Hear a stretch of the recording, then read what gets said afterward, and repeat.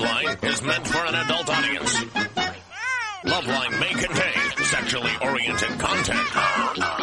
Listener discretion is advised.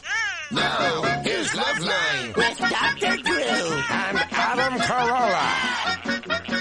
Yeah, All right, this is Loveline. Let me get the phone number out. I'm talking to the world's largest microphone. That is huge, isn't it? It is tremendous. It must make my mouth must pale in comparison. I feel like Bernadette Peters giving a blowjob. It's really visual, folks. She has a very small mouth. I got it. Thank you, and mahalo. 1-800-LOVE-191, 1-800-568-3191. The fax number, 310-854-4455. We have a marquee show planned for tonight. This is a big one, Drew. We have the folks from Party of Five. We have Neve Campbell and Michael Goorjian. He plays her boyfriend. Right. So I may have to stock him as well, I think. Yeah, I thought you said you were... I'm not sure. I'm going to have to look at my stalker's handbook out in the van, but I'm thinking I may have to stock the two of them. Party of Five is on Fox. It's on, I believe it's, I'm not going to screw it up. I'm going to get all the information before I give out times and dates. But I do like this show. Yeah, we've been fans for a long time. In fact, Neve and her male counterpart, the other male lead, were both up here. What's his name? Scott Wolf, that's right. They were both up here right when the show was premiering. Right, and this show had sort of a Cagney and Lacey type thing going for it, which is it started off, everyone agreed it was a good show, but I don't think the ratings were that great, and people got behind it, and it just kind of goes to show you if something's good, it'll last, it'll hang around. Yeah. What I'm doing here on my 5th month, I don't know. Drew, you want to go to the phones? Yeah, let's go. All right. Here's your list. Oh, here's my list. Drew writes down the calls he wants. Here we go. Keisha. Good evening. How are you, Adam? Hi, Keisha. Is Dr. Drew there? I am here. What's up? Hi, Dr. Drew. Keisha? Well, I had a couple things. First for Dr. Drew. Dr. Drew, I read somewhere that if your penis doesn't have an erection, the tissue will die. If it doesn't have regular erections, there's not enough blood flow? Yeah, it'll atrophy and fall off, won't it, Jock? I'm not aware of that. Have they done any studies with people who are paralyzed? I don't know. I just got this out of people who are paralyzed still have erections. I mean, because a lot of the erectile function is dependent not on your brain, but on what goes on in the spinal cord. No kidding. That's why I used to get them at gym class. Well, I got this out of Playboy. Someone did some research, and that's why men have nocturnal erections. Yeah, I don't know. I've never heard of anything like that. No, I'll tell you why they have nocturnal erections. Because they're picturing their sister's best friends crewing a pirate ship. That's why they have nocturnal erections. Oh, okay. Okay? Yeah. I called to share something with you guys. A couple years ago, I wanted to blow my girlfriend's mind, so I'm pretty tall and thin and pretty limber. And during sex, I had her put her back up against the headboard of the bed, and I slid my legs underneath hers, and by grabbing my feet, I could extend my legs forward and perform oral sex on her while still having sexual intercourse. Wow. Definitely blew her mind. You pulled the Ichabod Crane maneuver. Oh, man. Oh, that's a 9-7 on the difficulty scale. I mean, she just went absolutely through the roof. You know, Keisha, this brings me to a point.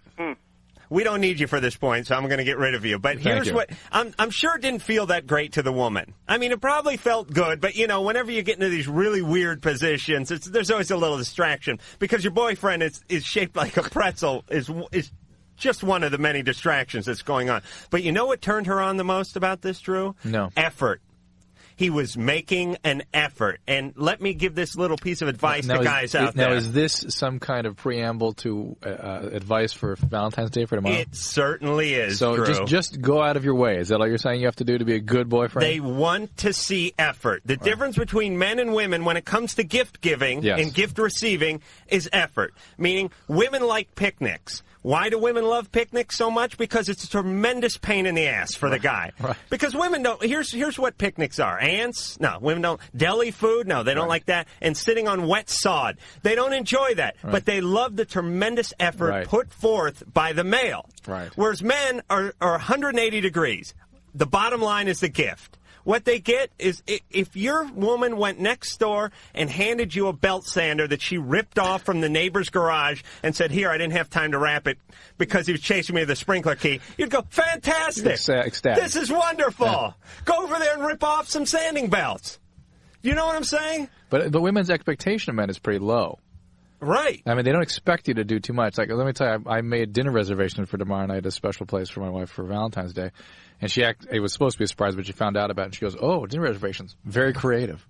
Oh, see? But I mean, I just made dinner reservations. But it wasn't like I went way out of my way. What kind of creative input did that take? But a woman she could have 4 bald tires on her car. Four tires with the belt hanging off of them, and she would rather have you take a Campbell soup can and glue some elbow macaroni to it and spray paint it gold than have her get 4 new tires. That's how practical women are.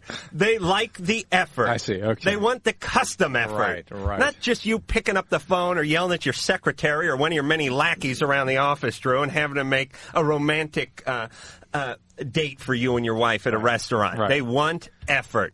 Keith. Yeah, how you guys doing? Good. I had a question, I guess, to Dr. Drew or anyone Yeah, can answer this about beer bongs. Yeah. I had constructed maybe 3 or 4 beer bongs over the past month. Constructed. Me and my brother share the same room. We have Sounds like he has to set up some kind of a barracks and construct them. He's like an alcoholic MacGyver, this guy. Well, I'm just trying to anyway. My girlfriend came over about a few weeks ago, and she's always bitching about him and complaining, saying this and that. Well, she comes to me with a story telling me that some guy actually died from doing a beer bong because I think his liver exploded or something like that. No, I read that story. All right, well, livers don't explode, not unless they're like shot with a gun. Because the biggest cylinder we have is like a 32, a quart. So I'm thinking. However, I tell you what happened in that story. His dad caught him and kicked his ass. And then his liver exploded. Kicked him in the liver. Kicked him in the liver. I'm just wondering, is that possible? Well, Keith, here's what can happen. Okay. You can sort of go down the wrong pipe, so to speak, and pour that right into your lungs. Right. And that's a mess, and it causes pneumonia, and you can die of that. Right. Or you can deliver such a high dose of alcohol to your system so quickly that you can actually induce an alcohol overdose, go into coma, and then die. Right. So, yeah, those 2 ways you can get into trouble. It certainly is not the healthiest of habits, is it? I mean, is there like a bigger difference between just drinking like out of the can as opposed to... Yeah, there is. There is clearly a greater intoxicating and sedating effect the more rapidly the alcohol is delivered to your system. Right, because when you do it through the can method, as I do, right, unless you shotgun it, but that's a whole different show. Right. If you do it through the can method, it's done in intervals, meaning you have a beer, you stand up, you scratch yourself. You have some chips, you have another beer. You have a third beer, you go hit your girlfriend. You have a 4th beer, you blame the dog for your troubles. Right. You have a 5th beer, you decide it's a good idea to call your boss and straighten him out on a few things. Well, I mean, does it depend on like the structure of the bong? Because we had one, my brother just made one out of... Keith, it depends on the dose of alcohol and how rapidly it is delivered. Depends upon whether you're cognizant enough and alert enough Cheech and Chong over here? to What do we prevent know? that from pouring right into your trachea. So just don't, We construct one out of like a fish. Keith, no, stop! I can't talk about it anymore. Keith, I can't do it. Keith, you got to get it. Keith, I don't know what to say. Get a kit for a ship in a frickin' bottle and work on that. If you could only spend this kind of time. That was a ship in a bottle, okay? If you could only spend this kind of time on his studies, Drew. Tanya. Hi, I'm calling to talk to the doctor. Yeah, Tanya. Yeah. I was wondering how long because my friend told me, because I had a Norplant, I just recently got married and we're trying to have kids. How long does it take for it to wear out of your system? I think it's very quick. I don't know for a fact. I mean, I don't typically put them in and take them out. Should I be worried then? Because we've been trying for 3 months. Oh, I'm sure it'll be long gone by then. What, the Norplant will be long gone? Yeah, but don't you have to have it removed? Yeah, you took it out, right? Yeah. But sometimes it can take up to about 6 months to. Have you been cycling normally? We've been having normal cycles. Yeah. I would certainly give it a good 6 months before I worried too much about it.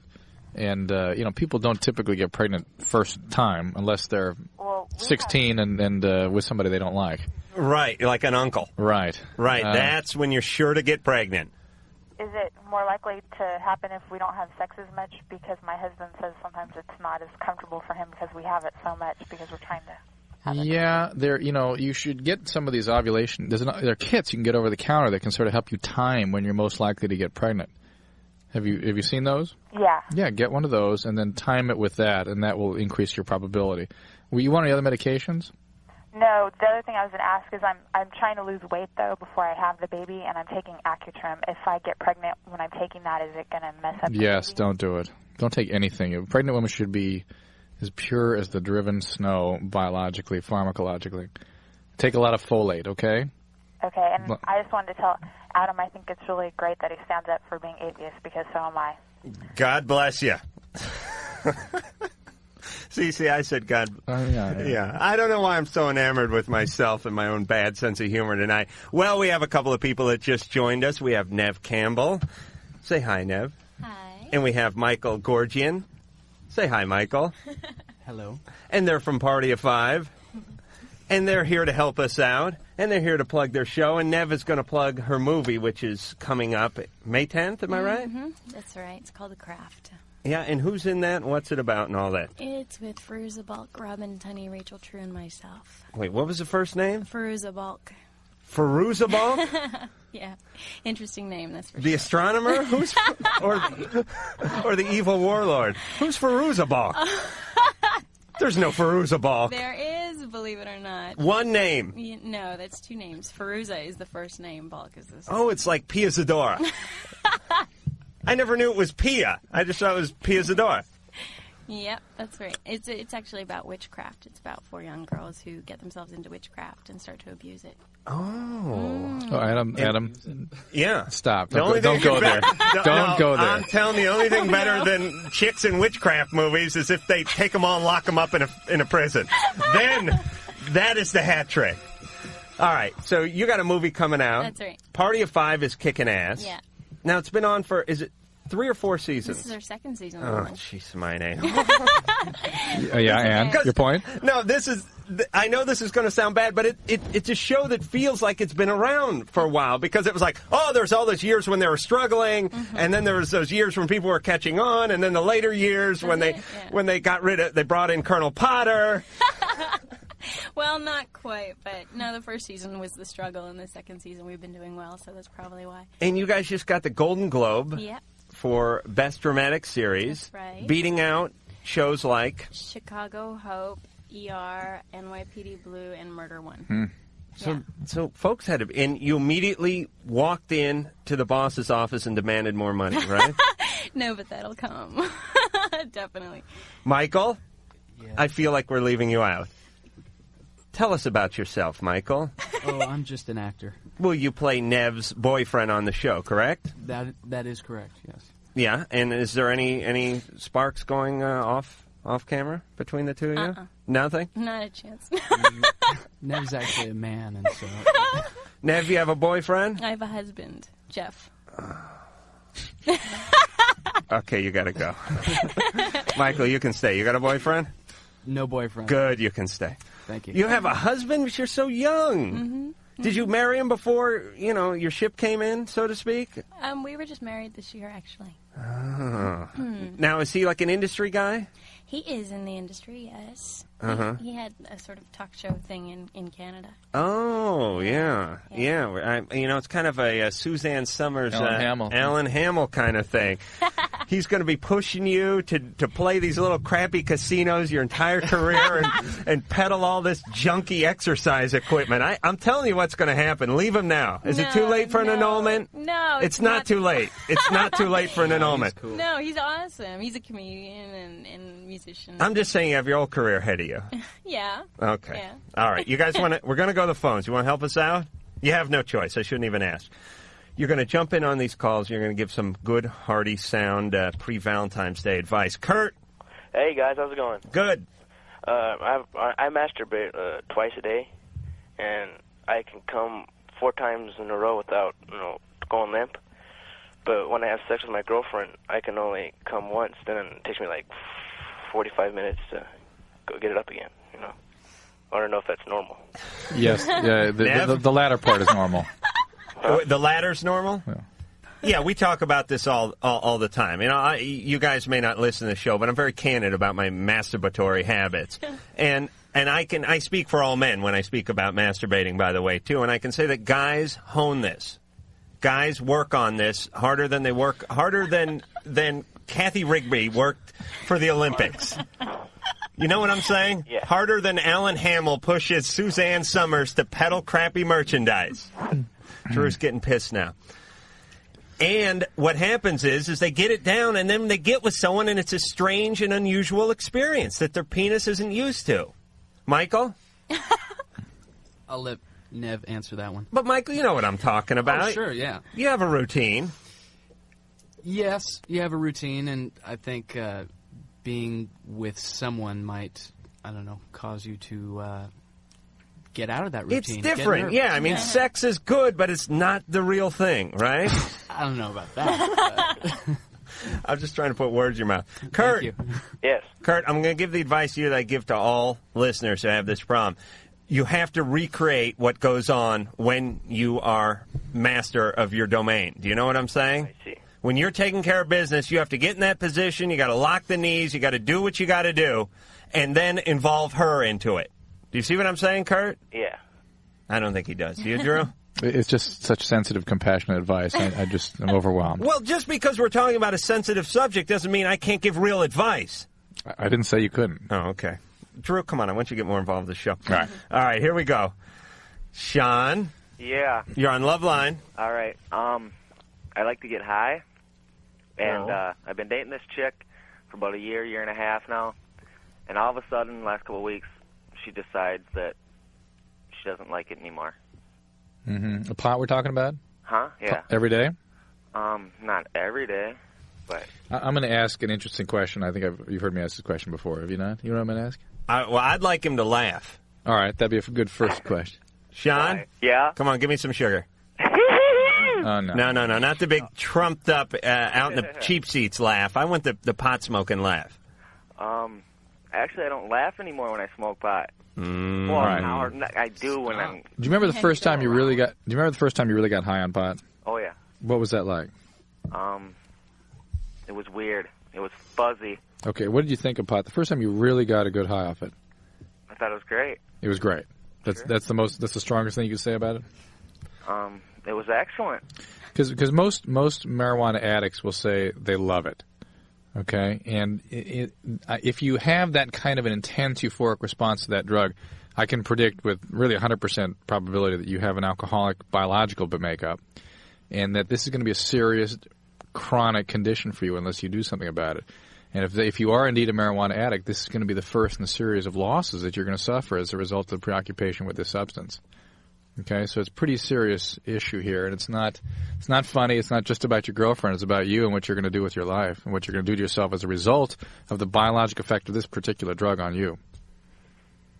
Okay, well, I don't... I think you're bumming us high, Don. He doesn't want to hear me. Sean, listen. Okay. Sean. Yeah. This is the voice of reason. It's okay to do it once in a while, but if it controls your life... Then, what do you mean by control? If you're a marijuana addict, the marijuana... Like your girlfriend leaves you because you're toking out all the time. No, she does it every once in a while. Sean, it doesn't matter. That's what she wants you to do. If you lose things in your life, if you have consequences because of a relation with a substance, that's a problem. I can tell you for sure that if you love that drug, and if you have is there alcoholism in your family system, family background? Yeah, my dad's an alcoholic. Yeah, and so that means that's probably the probability is then you're an alcoholic. And you're a marijuana addict, and this is going to be a progressive process for you, and this is going to be one in a series of losses. I mean, I didn't know you. I didn't know you had an alcoholic in your family, but I could predict that based on the syndrome you're manifesting. Okay? I'm not stoned. I didn't even get that last part. That I said? Yes. Syndrome you're manifesting. Okay, I'm hip now. Listen, Sean. Mm-hmm. Drew's saying you're going to continue to have problems, so you're going to have to try to kick it. And maybe she's a source of motivation for you to help you. Yeah. Yeah. Yeah. Sean? You're not going to be able to... He's not going to be... The thing is, your advice is sound that, okay, people want to smoke pot, so fine, smoke pot. But he's not going to be able to be an occasional pot smoker. Okay. He's a marijuana addict. I'm revising my first statement, Sean. Never go near a bong again so long as you may live. Mahalo. And mahalo. All right, real quick. Noah. Yeah. You're on Loveline with the crew from Party of Five. Uh-huh. Cool. Okay. Drew, this is for you. No. Okay, I was wondering if having anal sex can increase your chances of getting hemorrhoids. I would imagine it would. Oh, okay. Now, no, it does not take a genius to figure out this correlation. I heard rumors and it did, and I heard rumors and I didn't, But let me say, if you can, and you guys jump in on this if you know anything about anal sex, or even if you don't like I do, and still continue to talk about it. Neve, is there something going on? No. Do you have a skeleton in your closet? Oh, my God. Oh, shut up. Really? All right, we're gonna get to stories of butt love after this, but Noah? Yeah. Listen, if you can get hemorrhoids from laughing too hard, if you can get hemorrhoids from sitting on the toilet too much, you certainly can get hemorrhoids from a guy ramming his penis in your butt. All righty. Does that make sense? Yep. I'm no doctor, but that's my opinion, and we'll be back after this.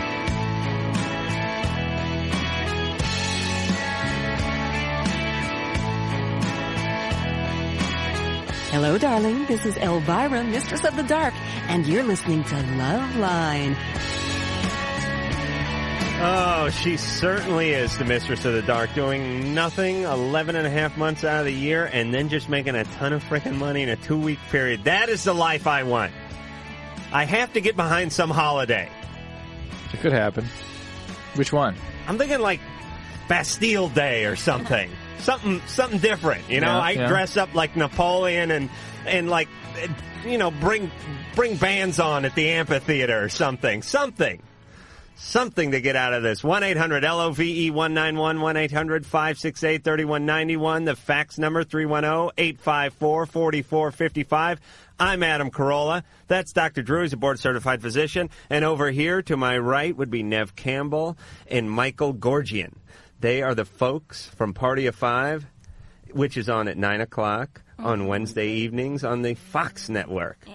And it's doing very well. Yes, now, extremely. It is? What's, I mean, the word of mouth is real good and the awards are real good, but what are the ratings like? The ratings are going up. They've gone up, and they're the best now that they have ever been. All right, but you look at these ratings, or somebody forces you to look at them. And give me, I know you live here in the community. You don't want to bash any other shows, but what number are you guys coming in? Out of the 100? Yeah. Oh my gosh, I don't even know. I think we're in like the 60s now. You're in the 60s, okay. Whereas last year we were like 96 or something. Give me some. Yeah, you're like right below the Kirk or something like that, or anything on the WB network. But let me say this: give me a couple of shows that are beating you guys now, and that are just god awful. Or forget about the god awful part. Just give me a couple of the shows that really pisses you off. The fact that they're beating you. Wow. I don't know. I know last year I was pretty upset because I knew that Full House was at like 20-something. Full House. And we were at 96.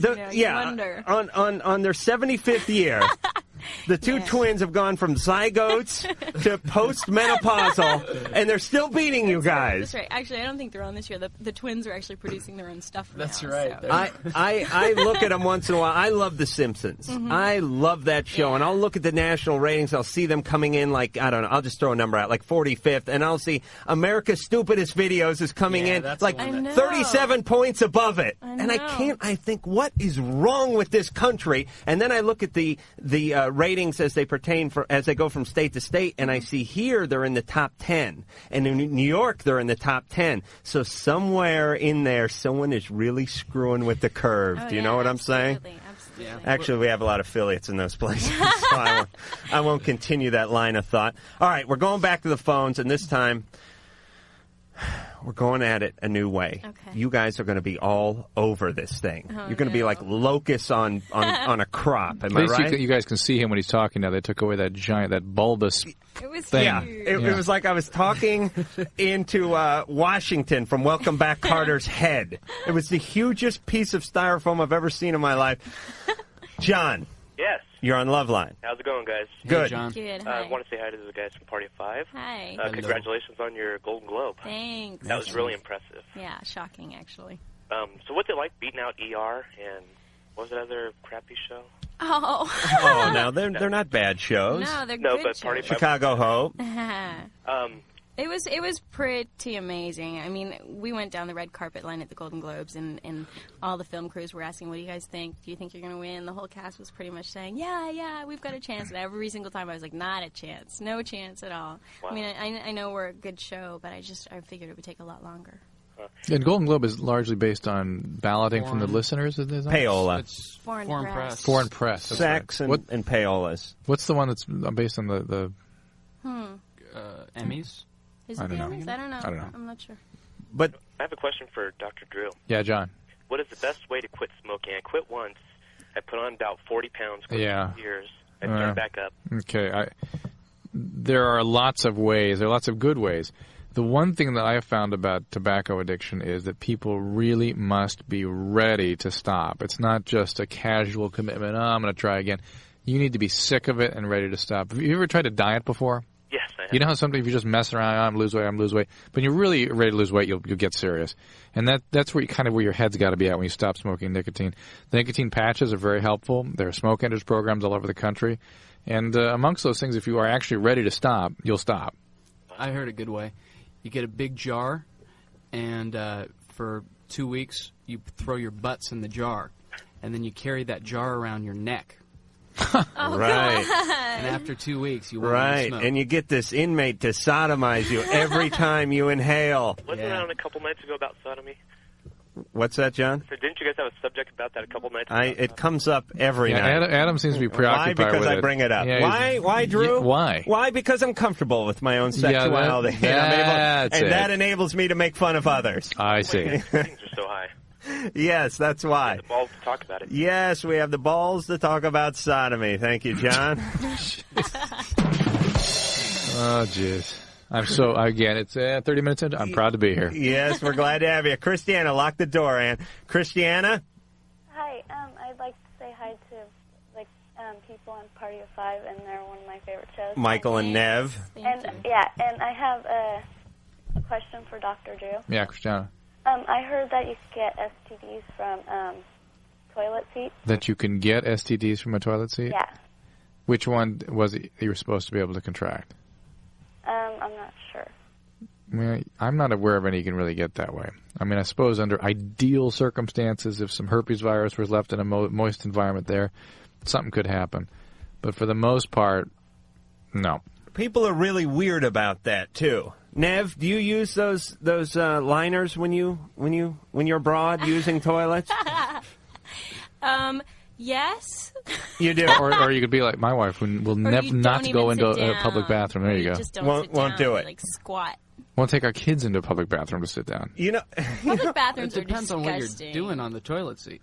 Well, we know what you're doing, but Nev could be doing anything on there. I mean, number 1, 2, even 3 sometimes. Whatever, yeah. Yeah, now see, I work construction for a lot of years, so I had to use those porta potties. Oh no!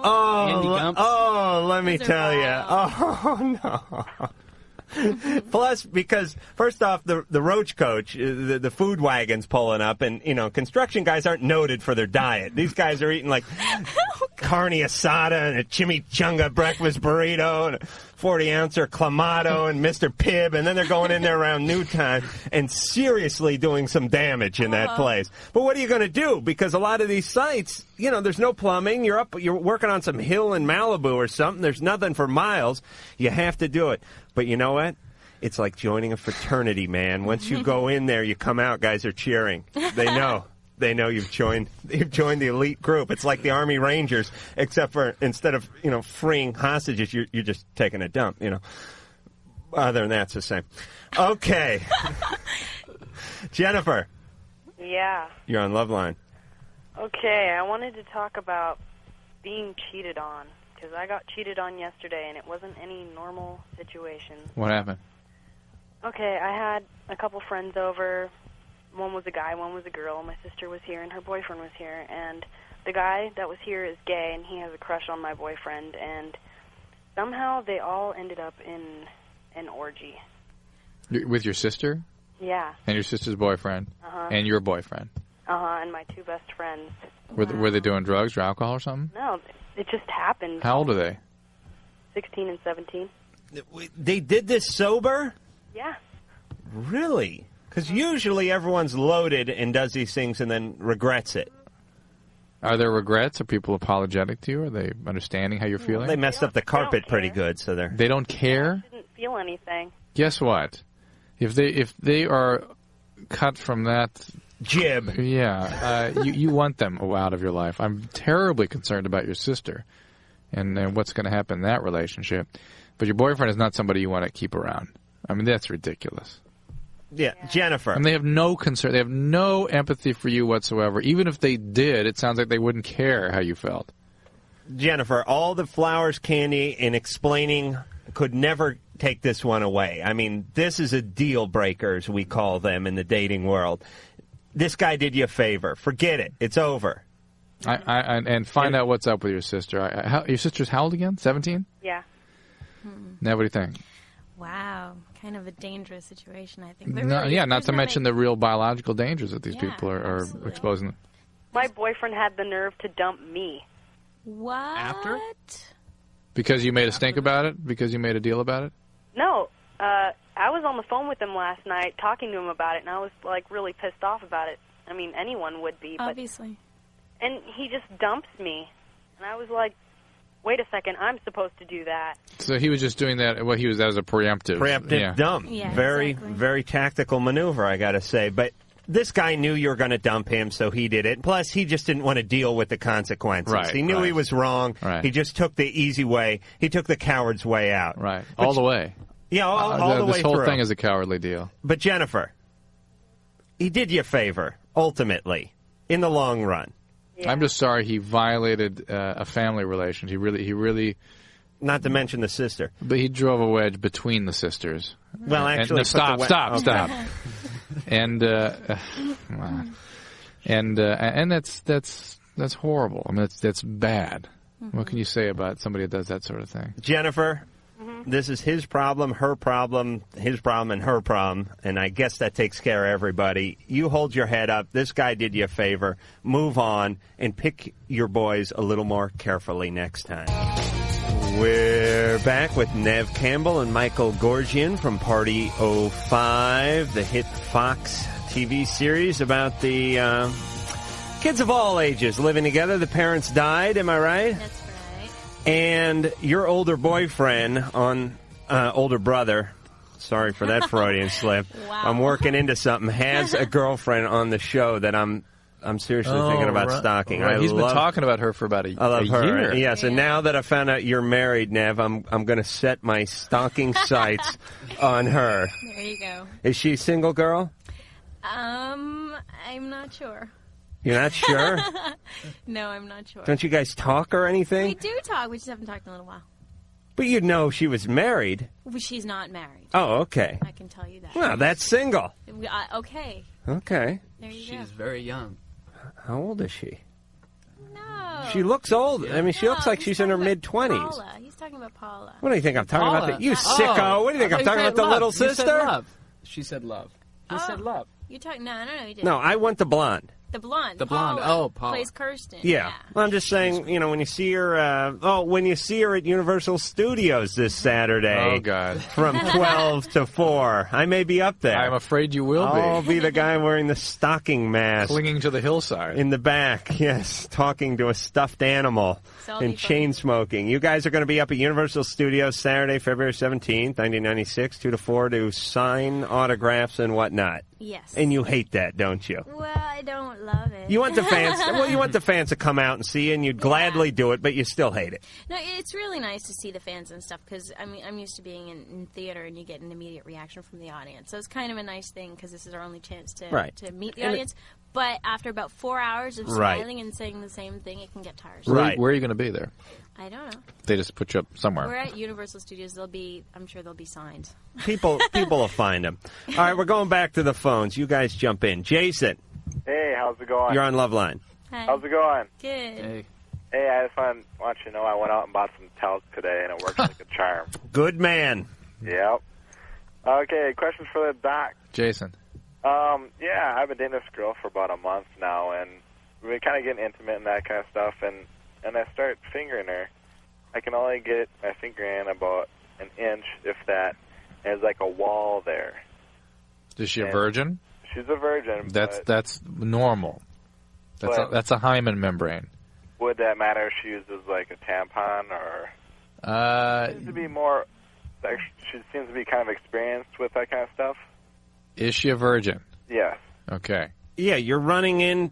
Yeah, you're running into God's barrier. He put that there to protect her from guys like you. And I guess you keep that no matter. I thought that stuff went though, Doctor. I mean, I thought that stuff. Not necessarily. I mean, yeah, it can. But how old? All right. How old do you think you could get before, if you were a virgin, and still keep your hymen intact? In your 20s, I'm sure. Oh, really? Yeah. Wow. Jason. Yeah. So what do you want the doc to tell you? I just want to know what it was, because I've been asking around, and no one really has. You've been asking around. Well, I mean, you put the word out on the street. You went and asked Huggy Bear and some of your other informants. When, using a tampon break that? Or? It can or not. Okay. But you don't. Wait a minute. But you have your hymen and your period at the same time, right? Right. Well, how do you use a tampon then? Yeah. It doesn't have to rupture it. The tampon, no. You mean it just? It's not a occlusive membrane. It's not. No. It's not like a mini tramp or something? I mean, I pictured you like trying to put something in there and have it go rocketing out. Thank you, Michael. That was very tasteful. That was good. So you mean you can like go around it? Through it. Without puncturing it? Without rupturing it. Well, you know what I'm talking about. Just get on no with one the show. knows what you're talking about, Yes, Drew. you do. No, Nev, do you know what he's talking about? I think I'm getting the gist. Yes. Okay. See. All right. Nev, when did you lose your virginity? Real fast. Wow. 16. 16? Mm-hmm. That seems to be about... is that about the average? That's what, Michael? Not these days is younger, it seems. But I think actually the average is still like 17 for men, 16 for women, Oh, something like that. That's good, I guess. Michael, when did you lose your virginity? 12. 15. Really? 15 or 12? 15. 15? Yeah. I think this society has a huge problem with teen pregnancy and people engaging in sexual activity before they're ready. Even a few hundred people like that is a problem. But we have thousands and thousands of people. Even so, the average is still older than that. Jenny. Yeah. You're on Loveline. Hi. I had a comment for Dr. Drew. Mm-hmm. But I want to say to Neve and Michael, congratulations on Best Drama. Thanks. Thank you. And me and my sister think your show is the bomb and everything. But I called last week, and I had the manager who was violent or whatever, and he was getting those mood swings. And Yes. Dr. Drew told me that it might be a drug problem. Right. And I found out that he's been doing cocaine. There you go. So I just wanted to say that you were right. I saw him doing it or whatever. I was over at his friend's apartment. You heard me earlier in this show talking about people losing things because of addiction. You're going to watch this guy start to lose things like his job and his interpersonal relationships. And yeah, I don't know if I should tell my other head boss about it. I suggest you just kind of stay out of it unless it directly affects you. Yeah, but this guy's throwing number 2 pencils Well, if that at her all happens, day. then you tell the appropriate authority. That's all. Who's appropriate authority? The boss, her, what do you call him? The big boss? The head manager. Head manager. I mean, there are people have to understand there are consequences for their actions, and you can take those consequences, and that certain things are not tolerable. Otherwise, stay out of it if you can. All right, Jenny? Yeah. Drew is always right. That is one thing you'll learn from working on the show, unless he's debating me. Shannon. Hi. Hi, you're on Loveline. Hi. I need some advice about my boyfriend. We're going to give it to you. Okay. Well, we've been going on for about 2.5 months or so, and he's really clingy, but it goes beyond that. It's like he wants me to be with him 24 hours a day, 7 days a week, and he pouts if I'm not with him. I'll go to see a friend of mine, and he'll pout for 2 days. Aww. And, he's cried about this, and it's just he's really feminine in that way. More feminine than any girls I know. That's not necessarily a feminine trait. Sure it is. That's not fair to women. How's he looking a skirt, Shannon? Bottom line. Actually, I put him in one once. Let me tell you the problem with women here. Nev, you back me up on this, because I know you'll agree. You women, you want guys...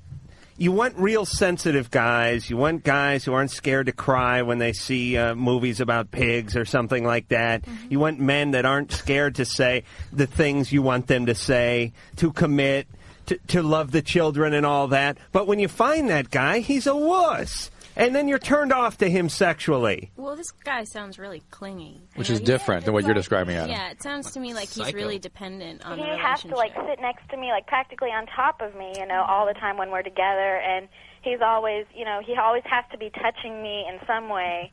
And How terribly overwhelming that must be for you. it is. And it's very difficult to sustain a relationship like that. It's kind of like running me away, and I don't exactly know how to tell him this. How is he sexually? Very good. Oh, really? Yeah. Sorry to blow your theory, Adam. But what were you blowing? What? He's good sexually? Yeah.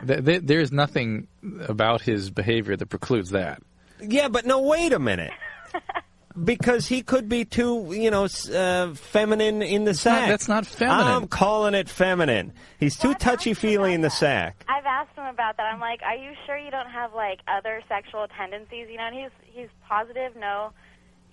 Look, if he's that interested in fusing with her, he might be very into the sort of physical act. Just because he's a sensitive guy doesn't mean he's the problem is not that he Nev, can't you get stay weight. out of this. The problem is not that nobody asked you about this call. The problem is really not that he can't engage in that kind of intimacy; it's that he can't pull back from it. Right. And he can't set up boundaries and can't be a person in a relationship, or he has to be fused with her all the time. He's very dependent. And you need to help him set some boundaries. He's going to experience it as rejection at first. You have to reassure him that you're not rejecting him. You just need certain that's things. What I'm going through right now, You're not rejecting him. About it, yeah, don't argue. Don't argue. It's not where is rejection. he? I'll talk to him. Stay supportive. Let me talk to him, Shannon. Oh yeah, that'll cure everything. No, because here Valentine's Day is tomorrow. He's going to spot weld himself to your thigh, and you're going to drag him around like a frickin' koala bear the entire day. Do you understand? Yeah. This is going to be the worst day of your life. I know. Your right side is going to fall asleep from him cutting off the circulation. Yeah. Well, we've been trying to discuss this, and he says, he understands he can't be so clingy. No, he won't get it. He won't get it. I'll tell you what'll do it. What? Rent the Dirty Dozen. He has to see Lee Marvin and Jim Brown. He has to see the way men operate when they're together. Attraction. Yeah, you make it a little wood from Lee. Shannon. Uh-huh. You're going to have to wear the pants in this relationship. You're going to have to explain to him what you need, and like Drew said, do it in no uncertain terms, but let him know that you're not shooing him away. You're not rejecting him, and he has to be a person, and you have to share things together, and you have to come apart. And he has to learn to do that. It's not going to happen right away. It's not going to happen easily. Okay. Okay? All right, thanks. All right. And here's a real joke. If they get married 6 months from now, he's going to be arguing with her. Come on, I just want to go shoot a few games of pool. Come on, what's the big deal? I'll be back. Come on, it's just a softball tournament in Toronto. It's only 3 weeks. Yeah. There's a bizarre energy in here tonight. Kind of an I blame you two, by the way. Oh, thank you. Because you're the only inconsistent thing here. Drew's here every night. We got the mic thing settled. I got the same mug I always use. All right, one more quick call. Brian. Hi, this is Kim. I have a question. Oh, I'm sorry, Kim. Yeah? Yes, sorry. Hi. I have a question for Neve or for Dr. Drew. Mm-hmm. Why do I have the sense that this probably will not be for either of us? But go ahead. Well, it's probably for a female. It'd probably be an easier question. Mm-hmm. Well, unless you're a weird guy. But my question is, my boyfriend and I, he gives me really good oral pleasure, but I can't return it. I'm just, like, not good at it. I can't. So this would be for Neve. Adam. Nev and Adam. Nadam. And I just can't, I don't know, get the hang of the deep throat whole thing. It's just like... Oh, wow. Drew's delicate sensibilities were offended there, Kim. Watch yourself. Sorry. Nev, any tips? Any quick tips? Wow. Do you need a prop, by the way? No, Okay. no, thanks. I think I'm okay. I think you just have to make sure that you're comfortable with doing it. I think if you're having a problem doing it, maybe you're not comfortable with the act itself, and maybe you're not confident with yourself. Sexually. Well, I'm really comfortable with my boyfriend. Yeah. And, I'm not, like, uptight or anything. I just can't seem to get... I don't know. help you. You don't enjoy doing it? Yeah. Well, no, I... Adam has a parable here that will relax you a little bit about it. Blowjobs are like pizza. That's the way guys look at it. Everybody likes pizza. Some people don't like certain types as much, but they still like it. You put the worst pizza in the world on this table, I'm going to eat the whole thing. Why? Because it's pizza. So, pizza is pizza. Blowjobs are blowjobs. They all fall under the good category. They're all scrumptious. It's just some are thin crust and have the pepperoni. We are, yes, thank you, Michael. We are back with Neve Campbell and Michael Goorjian from Party of Five, the hit TV series, and winner of the Golden Globe Outstanding Drama, kicking a lot of serious, celebrity-packed, high-budget ass along the way, I must say. Congratulations. Phone number, 1-800-LOVE-191, 1-800-568-3191. Fax number, 310-854-4455. I'm Adam Carolla. That's Dr. Drew. This is Loveline. Oh, I want to read a quick fax that Drew just rammed up me. I saw the girl you got on tonight. I guess he's referring to Neve in a Kids in the Hall episode. I was wondering if she remembers it and has anything to say about it. Well, to be honest, I've never seen it. A lot of people tell me it plays quite a bit, but I had a blast. Kids in the Hall is a great show. Those guys are great. I had so much fun. And you watch News Radio? News Radio, no. Because aren't that's another one she's mad about it. They beat her. Yeah, but that's a good show. They're a good show. They can beat her. It's like Return of Hee Haw or Hee Haw the College Years or something that's beating you by 30 slots. That's when you get pissed. Mm-hmm. Absolutely. But, yes, I did do Kids in the Hall, and I had fun. I played a private school girl who murders her math teacher for staring at her. Really? Yeah. And did you work at a pizza parlor? No, she, went into the pizza parlor and a couple But you were in the pizza parlor. Yes, I was. Uh-huh. Okay, you can stop right now. So, enough said. Well, I think this is Nev's assertiveness training tonight. Yeah, she's learning, though, right? She stopped you. That's good. I think I've made my point. And we'll be back in 10. Well, we're going to continue along with the show now, the show we call Loveline. We're going back to the phone, so you guys are going to be all over this one. Of course. This is your call. Okay. I don't even know what it is, but it's your call. Robin. Hi, Neve? Yes, hi. Hi. I was wondering where you're from. I'm from Toronto, Canada. Oh, are you? Yes. Oh, okay. I just wondered where you're from. Did I disappoint you? You sound disappointed. No, I was just wondering. Okay. Why? Just because I just was curious because I never heard where she was from. I really like the show a lot. Thanks a lot. You want to know where Michael's from? Yeah. Guadalajara. Where are you from, Michael? Oakland. Oakland. Beautiful country. Oh, yeah. Yeah, very nice. I think we're on up there somewhere. That's right, we are. You don't like Toronto? No, Toronto's lovely. Fantastic. Some of the best strip clubs in the world are in Toronto. Yes, absolutely. It is a beautiful place, and there's many interesting things to see and lovely hookers to pay. Oh, I'm just kidding. Thank you very much. It's beautiful country. You know, they film... City, actually. Yeah, I mean Canada's city. the Yeah, country. yeah, right. Okay. Damn foreigners coming in here raising hell. Jay! Yeah. Is it Drew there? Yeah, I'm here. You seen that show, Party of Five? Me? Do you like it? Yes. I've never seen it. I've seen Party of Five. I've saw it when it used to be on a Sunday night or something, didn't it, for Saturday? Was it? No, it was on Very Mondays. beginning. Yeah, It was on Mondays. we used to watch it then. Somehow I used to be able to see it. It was earlier, though. It was before we broadcast this thing. It was like at 8 o'clock or something. right. Yeah, so see? I never catch it. Anyhow. Yeah, fantastic, Jay. Great etiquette. Go ahead. Is masturbation, what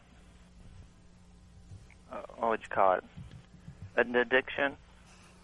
It's not really, because addiction implies that there's progression and that there are progressive losses as a result.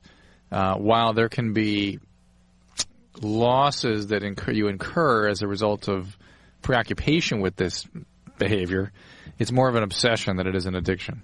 So if it has negative behavior, though, It's an obsession. It can be unpleasant and preoccupying. okay, if it's an obsession, can it be broken? Yep.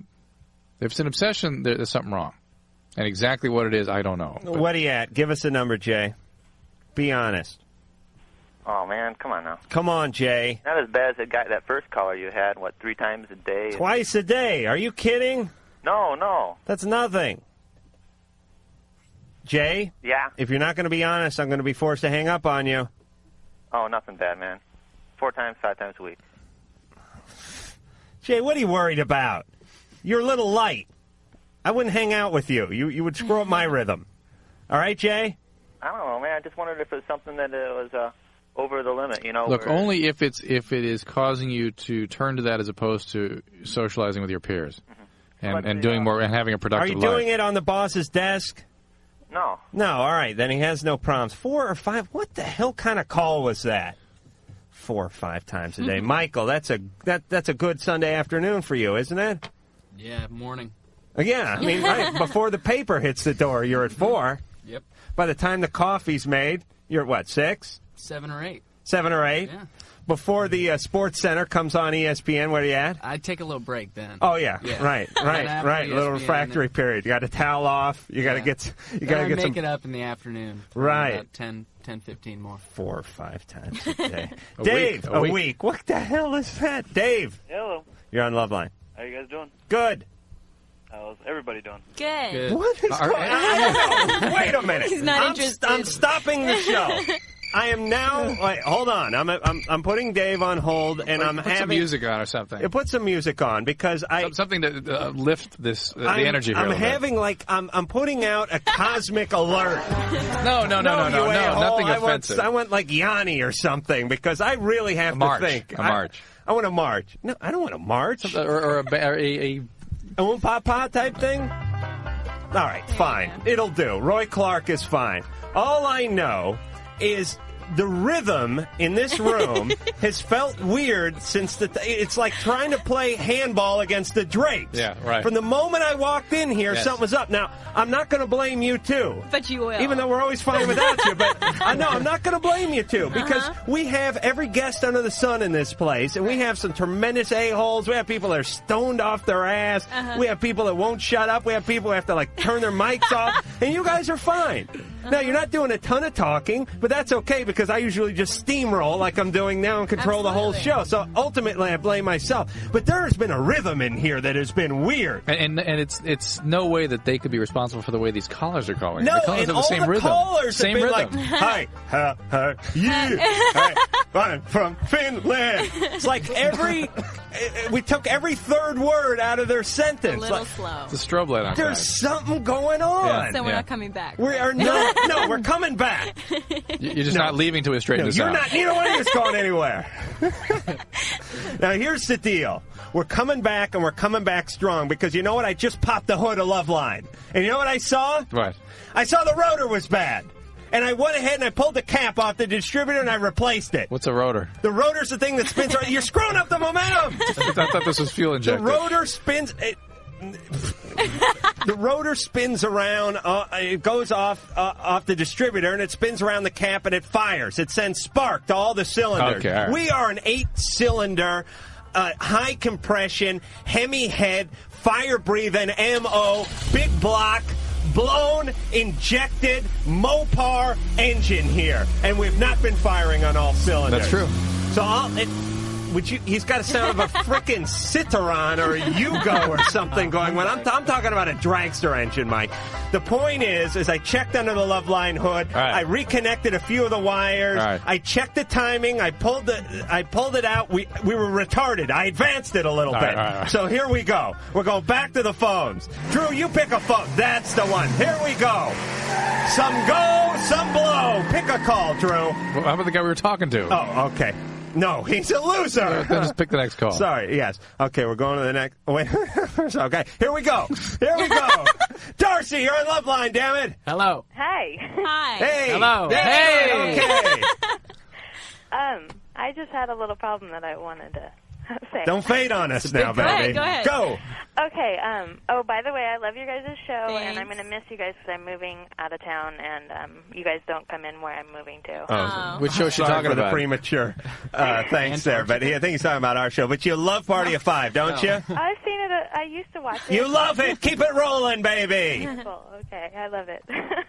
But my problem is you guys always talk about how women can have orgasms, like multiple orgasms, and I never do. I always, if I have sex with someone, it's like it's hard to get to that orgasm, and then after that I'm just done. You know, it's like I wait for him to finish, and I don't know. It's kind of like a problem, and I don't. That would be normal. Yeah, that is. That is That's normal? normal, yeah. I mean, just because you guys always, I've heard women call up and say, yeah, I can have like 10 or 12. They're a very vocal minority, is what it is. They Well, can have 10 orgasms, so they have a parade every week, and they pay homage to their multiple orgasms, and then everyone listens, and everyone thinks, wow, everyone but me is having multiple orgasms. Neve, am I right? Come on, remember the big block Hemi? Right. Yeah. You know what I'm saying? Well, I think if you're with a person long enough, you probably can. You know, when you're more comfortable with them. Uh-huh. Uh-huh. You mean work it out? Yeah. So you need to date Adam, is what? Yeah, because we've been He firing knows on what all he's doing. cylinders for like an hour and 10 minutes now. You're fine, Darcy. There's nothing wrong with you. You know, maybe you're having some discomfort with the person you're with now. Maybe some. Like, you know, it happens with everyone, really. So I was just, every guy I've been with, but I just wanted to know if that was normal then, because, I mean, if I kind of get bored, I kind of just go, okay, well, now I'm done. So I never really say that, but, you know, whenever he's done, contact me, I'll be sleeping. Oh, no. Oh, no. I'm just kidding. Now, you been with this guy for a little while? Well, he's not my boyfriend, he's kind of my sexual partner. Well, you see, that's it. There's no feelings between you two. Actually, I really love him a lot, but he doesn't have the same feelings for me, so I kind of... But that's screwing things up. Yeah. You need the feelings. Nev? Yeah, you need the feelings, man. I mean... Gotta be there. That's why women don't go out and get hookers. Right. And that's why men go out and get hookers, because for men it's a physical sensation. Absolutely. For women, it's an emotional bond. Like if you went out and got a There's no hooker, point otherwise. you guys would have to go to Cancun for the weekend, and then you'd have to like meet your folks, right? Right, exactly. You would have to get the hooker to meet your folks before you had good sex with the hooker. Yeah. And the guy's just the opposite. He can have better sex if she doesn't speak English and doesn't get out of the car. Wow. Right? Wow. Yeah. Am I right? Yeah, I think so. Which is a starting realization for most of humanity. It is? Not for this one. Can I put one more problem out to you guys? real Quick. I have a problem with blowjobs too. I won't do it, and everybody says, "Oh God, you can't." You Then have don't to, do you it. have to. You don't have to. Well, I'm not guys, but other people are like, "You're missing out." My friends kind of like, "Oh, it's a fun thing," and other guys are like, "Whoa, you're disappointing." Well, you'll decide what you want to do. Don't let other people. Are we talking about Hummers? Yes. I'm sorry, yes. Ann was in my ear at that time. Pizza. Yeah, you talking about pizza? You don't want to do it? No. No wonder this guy doesn't want to commit. All right, Darcy, I'm sorry for being cold, but just get with someone who you can connect with emotionally, and the sex will follow. Now you guys have to leave. You're slowing down. It is your fault. Yeah. Notice It is your fault. You're taking those deep All right, sighs after Yes, every you're call. depressed, I think. I know, because I'm disappointed in myself, that's all. I no. thought there was more in me than this. Nah. I shot my wad Sunday night, and that was it. The rest of the show is downhill. Now, you guys have to run along. Yeah, we're working early in the morning. You can't stay another 7 minutes until Well, we it's break? been so exciting. Yeah, that's right. As a matter of fact, you guys are cursed. Good riddance to the two of you. No. Yeah, we kind of have to go. All right, so then we get to say goodbye to Neve Campbell. Ciao. And Michael Jergens? No, it was a Freudian slip. Goorjian. Am I saying that right? Yeah, because you are. haven't stopped me so far. No, Of Party of that's Five, exactly right. who were kind enough to come in here, sit here, not help our callers and plug their show. Hey, we helped. Okay, They helped, and all they took. Thank you very much. I'm lashing out at this point. are. Do you understand? My ego It's is so your crushed. problem. That's what you have to realize. I It's know, your but problem. God forbid I should turn it in on myself. I'm lashing out at the guests. Right. But we do want to thank you guys for coming by. We do want to tell everyone to head up to Universal Studios the 17th. That would be this Saturday between the hours of noon and 4 to check out not only these two, but the rest of the cast and get an autograph. Yeah. And get looked at cross-eyed by these two stars and enjoy yourself. So thanks for coming by, guys. Thank you so much. Appreciate it. And we're going back to the phones. Dave? Hey. You're on Loveline. How's it going? Good. Question for the doc. Yeah, Dave. Okay. Oh, Dave, you were the one that triggered that whole tirade that Adam went off on. That's right. Yeah, Dave, let's go. Mach Schnell. Okay. Okay, I'll talk quick. Doc. Yeah. I have glaucoma as a side effect from prednisone. Oh, really? What's prednisone? It's an corticosteroid anti-inflammatory. Oh, okay. What he said. Anyhow, And why were you on it? I have Addison's disease, and Yeah, but if you're on if you have Addison's, you should have been just getting replacement doses. What do you have? What's the Addison's from? it's idiopathic. And they put you on more than you needed, and you got glaucoma. Well, I was on a bigger dosage, and then I moved down a little bit. I see. So they sort of overshot. But anyhow, as a side effect from that, I have Addison's disease or glaucoma. Right. And I heard from several people that if you smoke marijuana, that the pressure in your eyes will go down. And I just wanted to know if that was true or. That is true. It is true. It is true. Because I've asked my optometrist before also, and he says no, there's no such thing. And, it is true. But guess what? What? There's about 100 other medications that are 10 times more effective than that, with no side effects. Uh-huh. Okay, so 100 that are 10 times? There are. Glaucoma is a pretty easy disorder to treat these days. I mean, there's 10 commonly prescribed eye drops. I mean, real common. They worked very well. That make you impotent? They give you no little, if any, side effect. And marijuana has side effects, and it can have problems. And that's my point about side hurts from eating too much. No, that's my point with the therapeutic use of marijuana is that yes, it needs to be studied more. But for goodness sakes, people claim that it's such a great drug for this and that. It isn't. There's all these other things that are much, much better. And the only people that I've ever had insist upon taking it are people who are marijuana addicts and like the way they feel when they take it. Okay, if you're going to die of AIDS and you want to take marijuana, fine. Well, there are certain... But if you're going to have a lifetime of glaucoma and you're going to use that as your therapy for glaucoma, no. Well, all right, but here's a school of thought. There's certain people that don't want to take what they consider to be chemicals that have been manufactured by... It's shocking.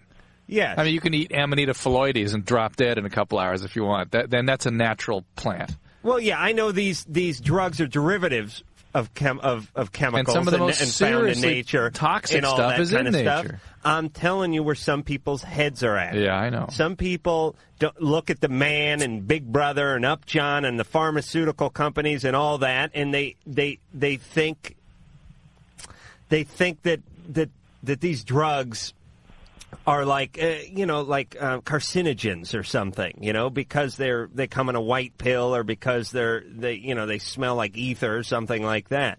So they want to do it like the herbal way. They want to do it like the Indian way. Do you know what I'm saying? That's fine, but the Indians never intended that. Well, they're into peyote, the but thinking is not now gambling, logical. It's not good. It's not sound thinking. It just isn't. Right and people really don't understand what illness is. People don't see in this country people who are sick, who have problems. And so there's a certain amount of denial and lack of understanding about what they're even thinking about, the choices they're even making. Dave, have you smoked pot? No, I haven't. Do you want to smoke pot, or do you just want your glaucoma relieved? I just, I don't mind either way. I just kind of concerned about my glaucoma because right now I'm on beta optics. Right. And so I just wonder. There's a bunch of other stuff that follows beta which optic. is more effective as to. Beta optic is more effective. Okay, that's what I was curious. One other question. Real quick. We're losing it here. Okay, whatever. We're worse than before. I don't care. I've given up the ship. I'm just going down with it at this point. Okay, whatever happened to Ricky Rackman? Hey, that was a perfect question. He has moved on to bigger and better things. God bless him for not being here tonight. He probably would have moved on right now anyway. Ruzi. Ruzi? Yeah, what's up? You got 10 seconds to start speaking English or I'm hanging up. Okay, hello, my name is Ruzi. How are you? Good. Who is this? Who am I talking to? All right, that's enough of that. I can't take this anymore. Steve! Hey, what's up, guys? You're on Loveline! Hey, I love your show. Fantastic, buddy! I got a kind of a problem here. Yes. There's this girl that I've liked for about 2 years now, and everybody says that she really likes me, but I haven't seen it from her. I was wondering if there's, something I could say or do. You've been dating her for 2 years, or you've just had this... I've just known her for 2 years. At a distance, you've had these feelings for her. Oh, yeah. Yeah, and it's a woman's job to come up and tackle the man. Right. And start forcing sex on him. She tried to in class. In fact, she tried to stab me in the middle of class. That is a form of attention and affection. What did she try to stab you with? This little pink thing she had on her keychain. She jumped over like 2 desks. And... All right, Steve, she likes you. Do you like her? Yeah, a lot. Make her your Valentine's. Okay? Okay. Wow. everyone should have problems like Steve. Wow. This guy is thick as a brick. 2 years. I can't believe it. Becky, real fast, you're on Loveline. Yes. I have a question. I had an abortion back in August of 95. Uh-huh. And within the last 3 or 4 months, periodically after sex or during sex, I get a lot of white discharge on the condom. And afterwards, I'm very sore on the inside and, like, jolting pains on the outside. Could you just have a yeast infection or something? I don't... It's only the discharge is on the condom. I don't... I mean, it kind of sounds like a vaginal infection of some type. I mean, there are plenty of other things it could be. I mean, you could have endometriosis. You could have some residual infection. How far along were you when you had the abortion? 2 months. So that's not considered to be that long. It's very short. Right. Very short. Right, but definitely after oral sex, it's there. The soreness is there. I don't know about the white discharge. I really don't know if I have it all the time. You know what, Becky? There's a lot of things it could be. You need to go get a pelvic exam to see if there's some infection. I would think infection of some type, probably just purely vaginal infection, is the most likely explanation. Okay. Okay? Get yourself checked, Becky. We'll be back after this.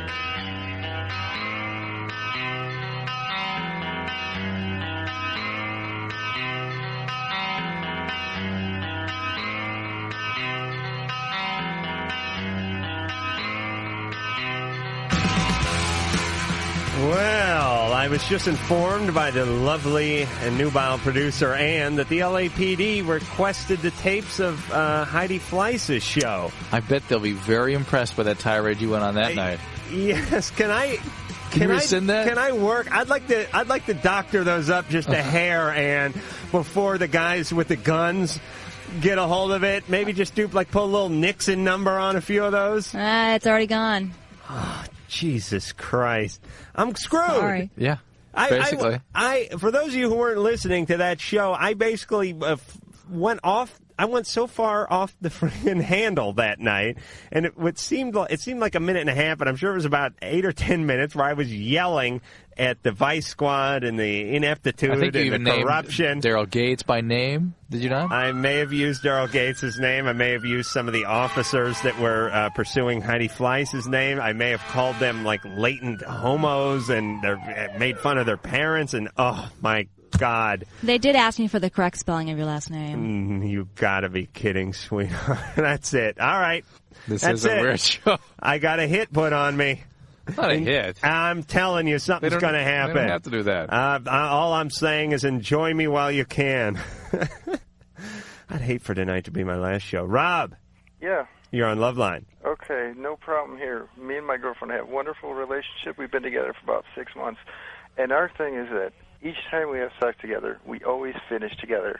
Always have the orgasms within about 5 seconds. Wow. I mean, today, she's right next to me too, listening, but today I was sucking her breasts, and we were masturbating together, just ourselves, and we even finished together. Simpatico, brother. And she is acting like Meryl Streep, by the way, Rob. I don't believe this for a second. She is here next to me, and I could put her on. Put her on. Okay, here she is. Hi. Yes, girlfriend of Rob. Yeah. Yes, I heard you were nominated this year. What is your name? Stephanie. Stephanie? Where are you from?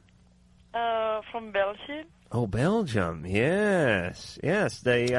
Claude Van Damme. Jean-Claude Van Damme's there. Another fine. Well, yeah, of course. Actually, after seeing him act, I do tend to believe you now.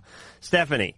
Yeah. How do you do this? Is this way in Belgium for everyone? No, for sure it is not, because okay, I had a boyfriend before and it never happened, and this is kind of okay. We are really calling you because we can. It's like difficult to understand, and I don't know.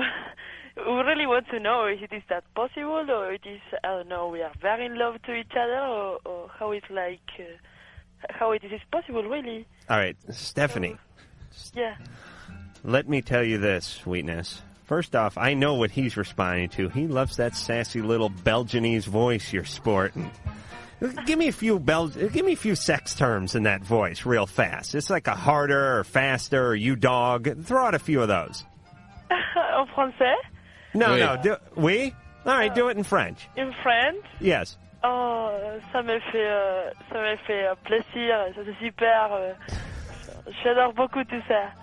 All right, say in French, I need more of you in me, you mangy mutt. Wait, I didn't understand. I need more of your manliness in me, you dog. You need more of my what? Just say it in French. Que tu as besoin de quoi de moi? Yes, oui. Now, Stephanie. Yes, I am listening. Let me ask you something. Oh, yeah, of course. You guys are able to orgasm simultaneously. We? Oh, yeah, of you? course. Yes. Do you communicate? Do you talk? Is there a countdown? Does he say, I'm getting close, and you go, hold on, wait up, I'm coming? How does that work? Okay, I think he's like, okay, I can realize when he's coming, and I think he can realize when I'm coming, but I don't know, it's like, it is weird, like, not that close. It's like we do something and we just came together. I don't know, could he like, maybe he's mowing, how it is? Okay, his moaning excites me too much. Mm-hmm. And maybe when he's coming in, but it is so unusual because even it is true when sometimes we masturbate together, we came together, but within, okay, not together at that moment, it's like within 5 seconds. Mm-hmm. And it's like a kind of unusual, so it's, I don't know, we are really impressed about that. We always made jokes about that because it's like, okay, we're gonna have it. All right, Stephanie? Yes? Put your evil boyfriend Rob back on the phone. Okay, nice to talk to you. We say la vie. Au revoir. All right. Rob. Yes. Rob, I want you to chain her to the bed and never unlock it. I know. I realize that I'm a very lucky You're man. very, very... no, it's not... Give yourself some credit. It's got nothing to do with luck, Rob. But what we want to know, is there like some kind of internal timing thing that works together? Or we have no idea how to figure this out. I think you guys are like on Eastern orgasm time. That's the only internal time you guys got going on. And let me tell you something. Yeah. You do not look a gift Belgium chick in the mouth. Do you understand? Yes. When you guys are having simultaneous orgasms, you don't make phone calls trying to figure out what the deal is. It is a wave. You must ride it, Rob. No, Enjoy yourself. We're riding it all the way to the beach. Enjoy. Okay. That's more like it. That was the type of... Yes. That was the type of international call we welcome here on Loveline. Matt. I've heard a lot of stuff lately, and people are saying that you're either homosexual or heterosexual. What are you guys' opinion on that? You mean there's no bisexuality? Yeah, like Dr. Ruth. I saw a segment on her this evening, and she said it doesn't exist. All right. She knows nothing. I know the answer to this. Right on. I've talked about this before, but it's been a while, so I'll explain it. People who are bisexual are heading toward homosexuality. There's at least some of them might be, and I'm not fully able to accept that. Yes, they are currently But how about women? Women can experiment with the same sex. That is different. I'm talking about men right now. They're currently half mo, and they're heading for homo. That's the way I would describe it. But that's some of the gay community looks at it that way too, and that's why there's sort of a disdain for bisexuality, as though they somehow have difficulty. Yeah, some bisexuality is actually people that have difficulty accepting their homosexuality, and so they kind of sit on the fence. But if you look at cultures throughout the world, bisexuality exists in almost every culture. Well, it's all those hot places. All the places that are near the equator. No. I mean, even like primitive cultures. They don't have that stuff in Greenland and stuff like that. Yes, they do. Yes, Wherever they get people, let me tell you how the equator works. Anything near the equator, any of these countries, these like Latin American places, like Brazil and all that kind of stuff, it gets hot. People start walking around in shorts, then they start drinking out in the sun, and their brain gets fried, and everyone looks good over there, and they don't care who they grab. That's where you find that kind of stuff. Now, you go over to Antarctica, you go over to parts of the Soviet Union, you go, there's no time for this bisexuality over there. Do you understand? Because you got to take the parka off, they're wearing like some seal skin. You barely have time for sex with heterosexual sex, much less experimenting with one of your own race or your own gender. Okay. Now, do you guys think it's becoming more popular, like a fad? I think it has been more sort of endorsed it's okay. in our culture. Yeah, I think it certainly is portrayed more often by the media. I think young people are sort of embracing it more as a trend. Especially young women. Unfortunately, I'll tell you, it bothers me in that people who are confused about their sexual identity, who really do have a problem and probably are homosexual but can't have trouble admitting it or whatever, they're confused, they're not clear on it, tend to act out on these bisexual impulses based on the images they're seeing in the culture and end up more confused and more screwed up. It's not a cool thing for a 15-year-old that thinks they're bisexual, doesn't know what's going on. They should hang out till they get some more clarity and they're thinking about what it is they are, who they are, and then go on about their business. Well, and the ironic thing is they're confused, so they involve a penis and a vagina, right? Which to me would just make me more confused, right? And that's why I stick to myself. Matt, Yeah. You with me? Yeah, I'm with you. God bless you, man. Brian. Yeah. You're on Loveline. What's up? I got a problem here. Go. Me and my ex-girlfriend, we had a 3-year relationship, and we were together, and then we broke up, and now I was with other girls, and I was still seeing that ex-girlfriend, and I just can't seem to, get all the way with the other girls. I can get a boner, but I just can't come. Right. Because you're but you can with the ex. Yes, with the ex I can. Because you're kind of used to something. I don't know what it is. These other girls, I feel they're better. But you feel more comfortable with your ex. I don't know if that's it. Adam, listen, Brian, don't be combative. Something's going on. I got to be right on one of these things. Everything doesn't always boil down to mechanics and comfort, though. No, I'm talking about an emotional comfort as well. Yes, I believe connected. it's the only girl that I've ever really loved. Yeah. And you know that you see, here's how this stuff works psychologically in anything, and I'm not just talking about sex. The definition of confidence is knowing you can do something before you've done it. And your problem is that of confidence, meaning when you're with these new girls... Wait a minute. You're with these new girls, you've never had an orgasm with these new girls, and you don't know if you can. When you see your old girlfriend, you go, done it 1,000 times, and you don't think twice about it. You're relaxed and able to achieve orgasm. Yes, Drew? Adam, you're a funny guy. You go right past the love thing. He is in love with his ex-girlfriend. He still loves her. He's connected with her. Why are you banging all these new girls then? Well, I don't know. Just because I feel I have to. Maybe I'm just not over her yet and can't accept it. Well, also, my friends, they call me rubberneck. I drink a lot. I'm silly like that. All right, let me explain what the number 2 problem is. I'm moving on to a second hypothesis of one call, by the way. Here's what the problem is. You are in love with this girl. When you're with the other girls, you feel a certain amount of guilt because you're thinking about this other girl, and orgasm is a way...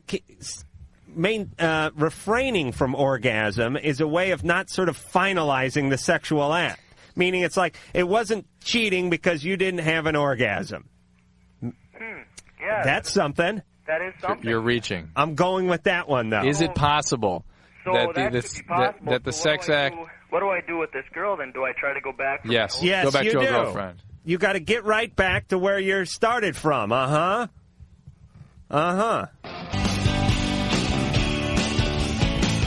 Yes, that's going to kickstart me. Mike pointed his finger at me like we were at an auction, and I think that's going to revive the show. I am Adam Carolla. That is Dr. Drew. He's a board-certified physician. The phone number here at Loveline, 1-800-LOVE-191. The fax number, 310-854-4455. Faxes like the one I have in my hand, Drew, labeled Important Penis Inquiry.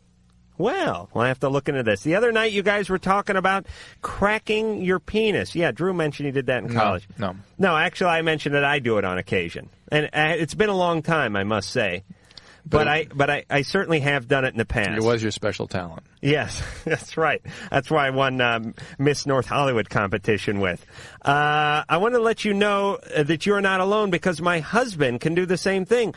We've always just called it popping his penis, because it sounds a lot like you're popping your knuckles. And that's why I call it cracking, because it sounds like you're cracking your knuckles. Do you know what causes this gift? And I guess it is a gift. Sort of like when you call retarded kids special. I think that's the way gift is being used there. And I mean no offense to any retarded or special kids, but I'm not sure how they meant gift. Because everyone knows there is no bone located in the penis. Thank you. But there is a ligament. There is a ligament. Yeah. And you can't crack that. Yeah. But it's not the same as when you crack your knuckles? Not the same? Different, probably. Yeah. And mine's bigger. Than your finger. Just a bit, though. Tina? Hi. You're on Loveline. Hi, I'm not Belgian or anything, but I have a little bit of a counterpoint to some of the other masturbation calls you've been getting tonight. Go ahead. My boyfriend does not masturbate. Mm-hmm. He does not like to, and it makes him feel weird, and I was wondering if this was unusual. You bought this entire rap, have you? No, this is true. You're sure? I'm positive. We've discussed this and everything. Mm-hmm. And you want to know what? I wanted to know if that is somehow harmful, if that's bad, and also if it can, increase his sex drive. Not necessarily. There's two sides to that topic, because on one hand, if you're masturbating constantly and there's never a bullet in the chamber, so to speak, it does reduce your sex drive. I mean, if I don't masturbate for a week or so, I am dangerous. I mean, I'm sitting at home going, hey, I never really noticed that male chick before. Look at her. She's got a certain way about her. Sure, she's in her 50s. Sure, she's got calves like a Samoan, but geez, the way she slings that bag over her shoulder, there's something there. And you will start calling people, girls in my case, that I swear to God, it will do this. If Mike the engineer, you must back me up on this. If you don't masturbate, if you broke both hands in some sort of bizarre skiing accident, I'd find a way. You didn't. You'd use your feet. I'd find a way. You didn't masturbate for a couple of weeks.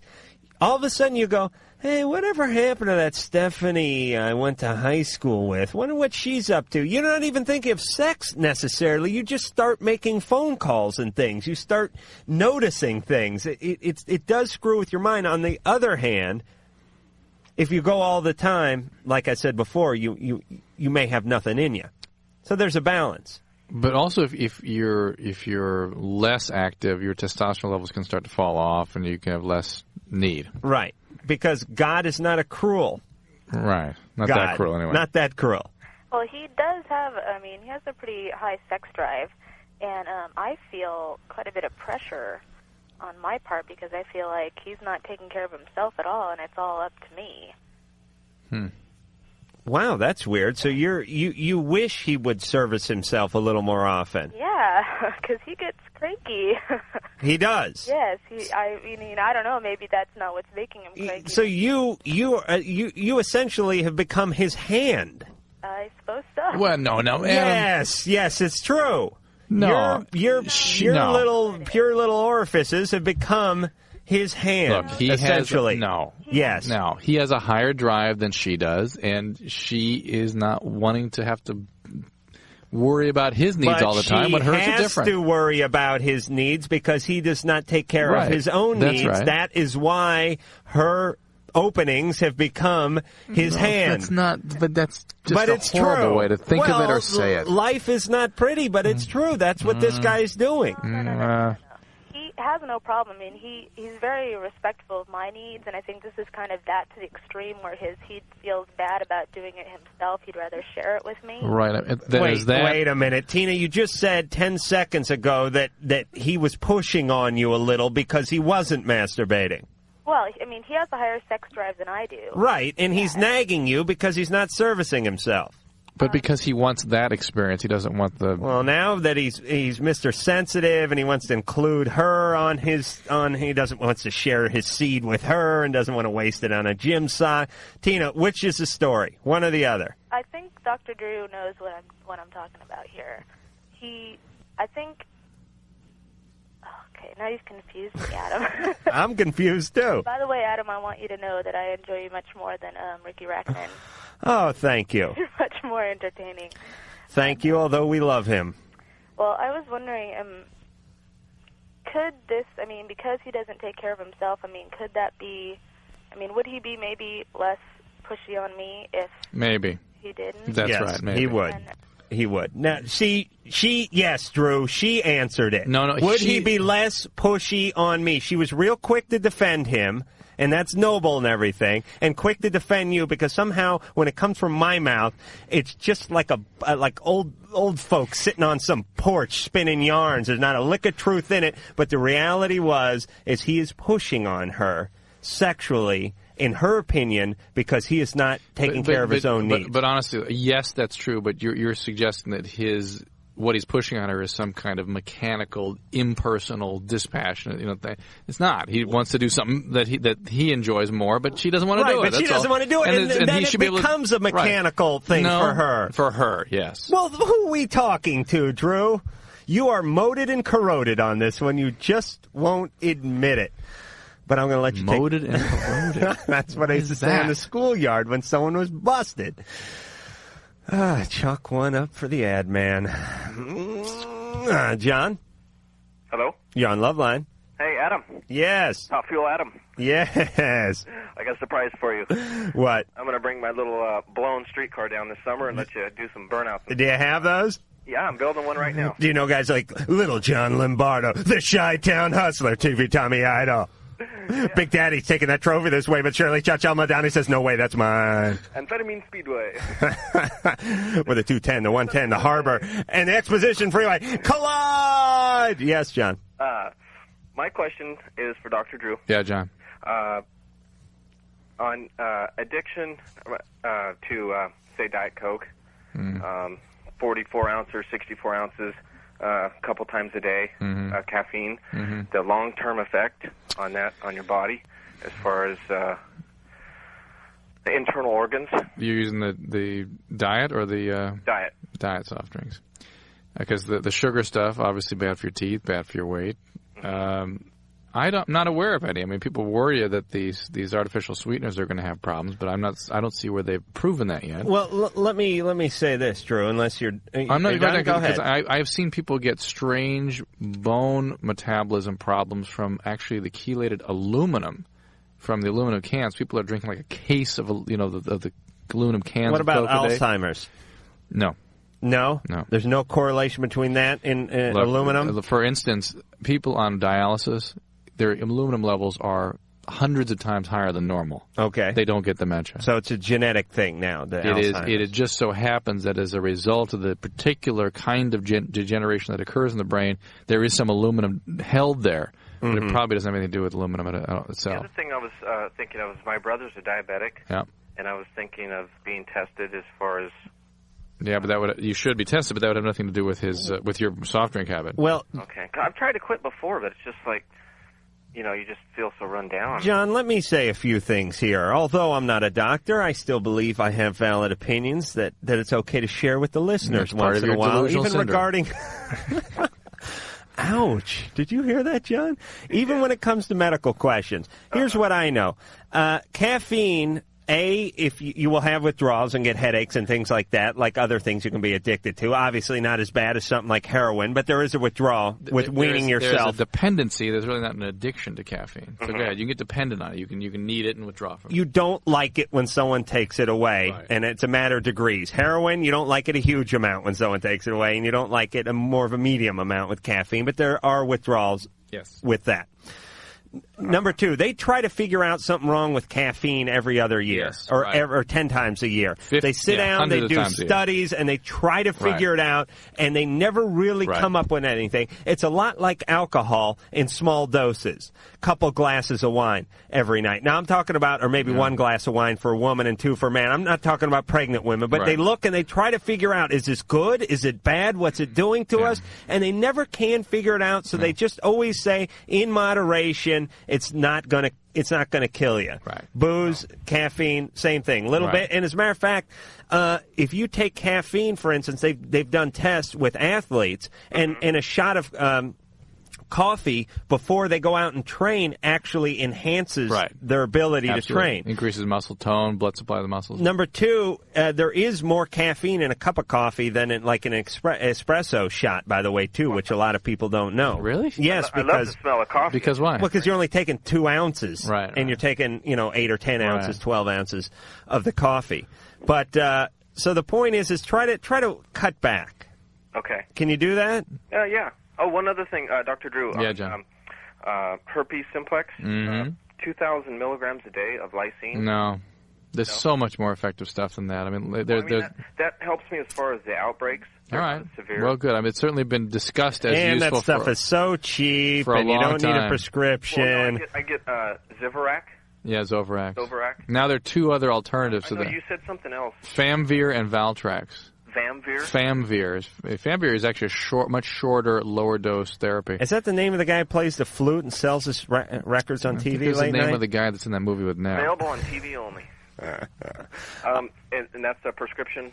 Yes, John. Okay. Is there any more of our life we can dedicate toward your life? That's it. You guys do a great service, and you guys are funnier than heck. I listen to you every night. Thank you, and mahalo.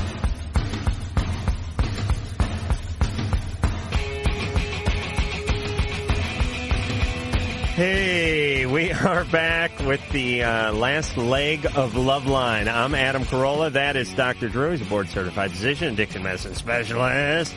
We want to thank the folks from Party of Five, Neve Campbell and Michael Goorjian. Good. Yes, for coming in tonight. They were with their energy. With their energy. They were breaths of fresh air. Make sure and go see them at Universal Studios this Saturday between noon and 4 up on the Lido deck. Or somewhere. Drew and I were talking during the break about taking calls, but we decided to just talk about weird energy. Now, tonight, there was a strange, weird energy to this show. Not saying it was a horrible show, although it wouldn't rank up there with one of our best, but it was a weird energy, and we agreed on it. You know what? The kind of the content of the calls was kind of awful a bit, too. You notice that? There was nothing real clarity and no real... Well, the Belgian chick was pretty good. You liked that, of course. Yeah, but that's true, and our weird energy somehow was pushed out to our listeners because they came in and their rhythm and their timing was a little off. And you notice how it seemed like 3 out of 4 calls started with a sputter and a stutter and a am I on? And usually we have great calls. Yeah. And usually everyone listening comes in and they're just firing and they're ready to go. So and basically, we figured out the problem. It was the screener's fault. Is that it? We have to blame somebody. It certainly couldn't be us. No, I will take credit for tonight because as you are a doctor. Well, I've been in a strange mood myself. Well, you came in a little funked out, but I did too, and I ultimately will take the blame for the show going any strange directions and unfunny directions as well. Now tomorrow, Valentine's Day. Yes. I'm bringing my wife up. Yes, you certainly are. I am going to leaving the kids at home. I am going to have a field day with her, Drew. Are you really? Now, don't worry. I'm not going to get too prying, but there are certain things I'm going to need to know. Like what? Just a preview. I'm not going to get anything. I don't want to give it away, but I'm not going to get anything too personal, and I'm not going to get anything too prodding or too prying. But I do want to know what you're like around the house. And why do I believe that you're saying that necessarily means you're going to be extremely invasive and prodding? I want to hear about all the little bizarre rituals you have. You walking around in your underwear, whether boxer or brief. There's going to be certain Dr. Drew, the family man. All right. We are going to explore that. I am going to see if I can rustle up a date. If not, I will just play the role of the horny and inquisitive host. Until then, I would like to thank the lovely Sherry. I would like to thank the lovely Lori. I would thank the lovely Scott back at the control tower. I would like to thank the handsome and voluptuous Mike on the boards. I would like to thank the intelligent, inquisitive, and attractive young Dr. Drew. And I'm not going to thank myself tonight because I don't deserve it. We'll be back tomorrow night. Join us then. So that's it then. The opinions expressed on Loveline by Adam Carolla, Dr. Drew, or anyone are not necessarily ours. Be happy. Be happy. Happy, happy, happy. Happy. Loveline's producer is Ann Wilkins. Thank you.